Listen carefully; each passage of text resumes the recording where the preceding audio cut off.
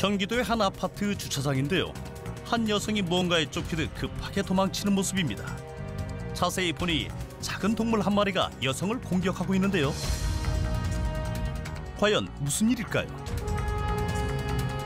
여성분이 개에 물렸다고 차에 대피해 있는 상황이라고 이렇게 신고가 저희가 접수가 들어왔어요. 주변 수색을 했거든요. 이제 개로 추정되는 그 동물을 찾기 위해서.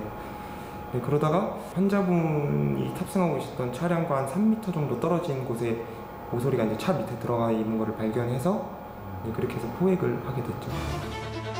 알고 보니 새벽 시간 아파트 주차장에서 여성을 공격한 동물의 정체는 바로 야생 오소리였는데요. 오소리의 무차별적인 공격에 피해 주민은 속수무책으로 당할 수밖에 없었습니다. 현장을 목격한 주민에게 당시 상황을 들어봤는데요. 저는 처음에 멧돼지인 줄 알았어요. 멧돼지 새끼인 줄 알았어요. 오소리를 처음 보기도 했는데 정말 크더라고요. 똥똥해가지고 발을 이렇게 내미니까 왼살 발만 내미니까 발목을 누르거든. 그러니까 여성이 오소리의 공격을 피하기 위해 차 안으로 들어가려 해보지만 쉽게 이빨을 거두지 않고 끝까지 여성을 쫓으며 공격을 멈추지 않았습니다. 오소리의 공격으로 양쪽 발목과 손을 크게 다친 피해자. 흥건한 핏자국에서 심각성이 느껴집니다. 다행히 난폭함을 보이던 오소리는 여성의 신고를 받고 출동한 구조대에 의해서 20분 만에 포획되었는데요. 피해자를 만나 당시의 이야기를 들어봤습니다.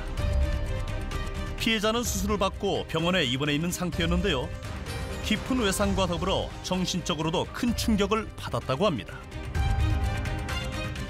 절대 어떻게 할 수가 없어요. 제가 만약에 그거를 떼어내거나 했으면 살점을 다 뜯어갔을 거예요. 너무 포악하고 너무 이거는 당하지 않은 사람은 어떻게 해요.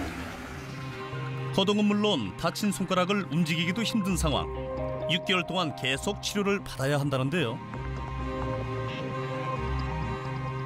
피해자의 아파트 뒤편에 산이 있기 때문에 야생 오소리의 출몰은 이번이 처음이 아니었다고 합니다.